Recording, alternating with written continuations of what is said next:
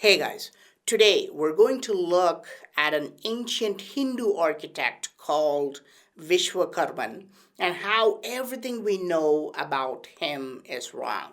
This 900-year-old carving shows Vishwakarman with multiple heads and holding various weapons. This is the standard explanation we get, but that's pure nonsense.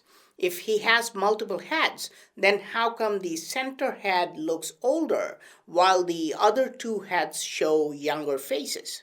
And look at the weapon on the left. It's not a weapon at all. This head is actually looking into this device. Now, who is this Vishwakarman? According to ancient Indian texts, Vishwakarman was the architect who engineered great cities like Dwaraka and Ancient Temples with insane perfection. An architect does not need weapons. So what is this device he's looking through?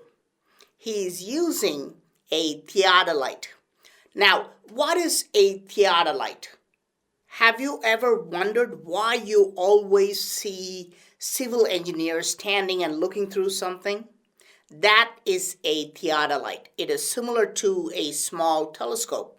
And look at the similarity of the modern theodolite and how the engineer is looking through it and how the ancient theodolite is shown and how his face is clearly looking through it. It is a perfect match. But what is the purpose of a theodolite? It is used to make sure that an area is perfectly flat or horizontally leveled before construction starts. In real life, most areas have horizontal differences, and how do you make it flat?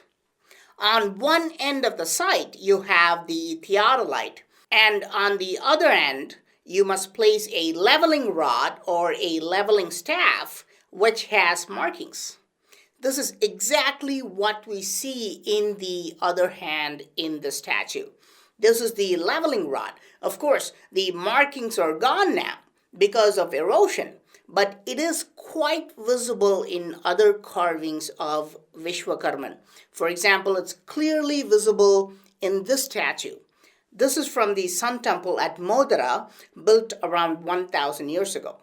Other statues as well show clear markings. I had initially thought it was just a simple ruler or a line gauge, but now it's clear that Vishwakarman was using a leveling rod and a theodolite to survey construction sites.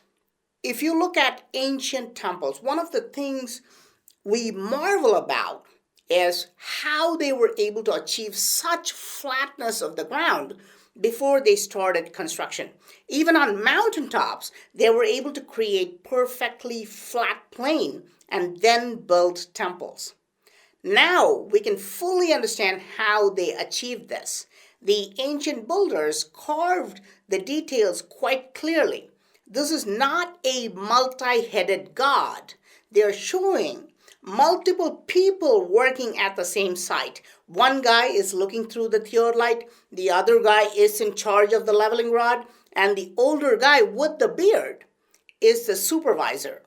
Another 1,000-year-old statue shows the same iconography with two younger guys on the side holding the same devices with the older guy in the middle.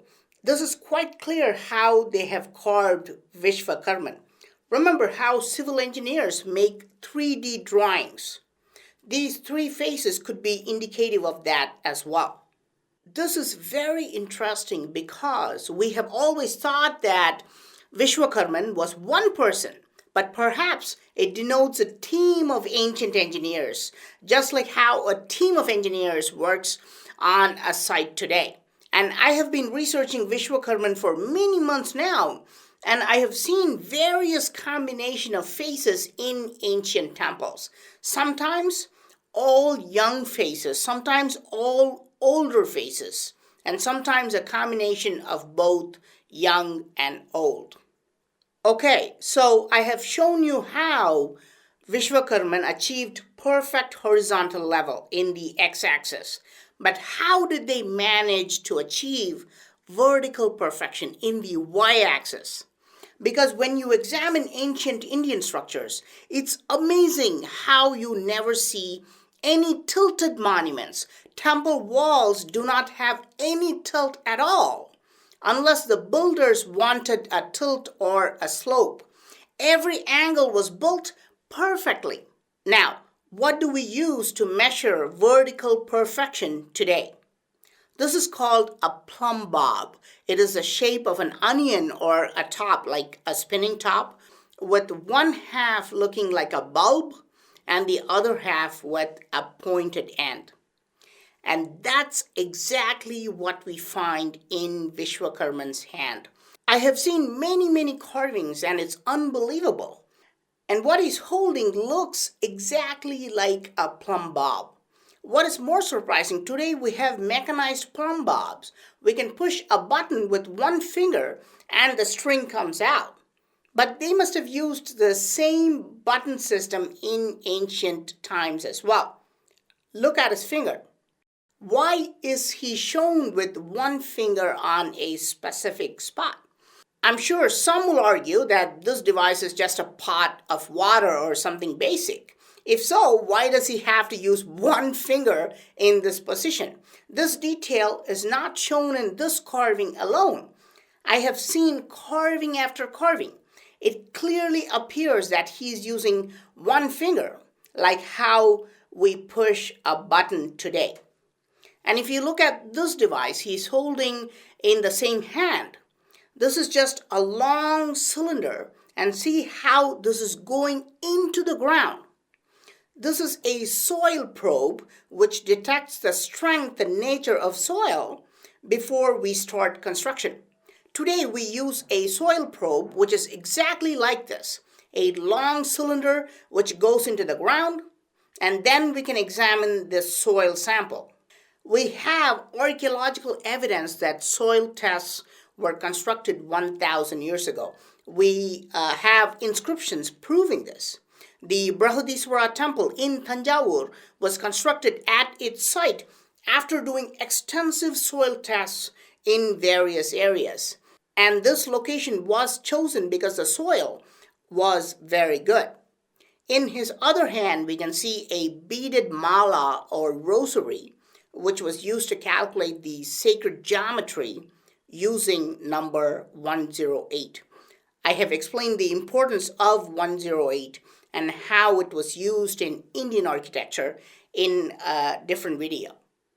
Okay, now we saw everything about pre-construction tools, but what about the construction itself? How did they construct these impossible structures? The answer lies in what Vishvakarman is holding in his other hands. He is shown holding a strange device which looks very advanced. It appears to have several twists and turns. It must be some sophisticated technology we still do not have. Think about the human mind. We are only able to recognize that this is an ancient theodolite because we have reinvented the theodolite in modern times. Otherwise, we will think this is just a knife or something like that. We can only understand what we have already seen. So if we have not invented an advanced instrument like this yet, we won't be able to understand this. But maybe in the future, someone will create such a device, and then we will recognize what this really is. While some carvings show this device with twists and turns, in other statues he is shown holding a dome-like device. But strangely, almost all these devices have a split bottom.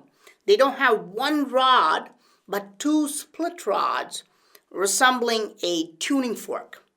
Today, we have just begun to understand the power of vibrations and sound. But is it possible that the ancient builders were far more advanced than us and were using resonance devices? Were they able to manipulate sound and construct these extraordinary temples?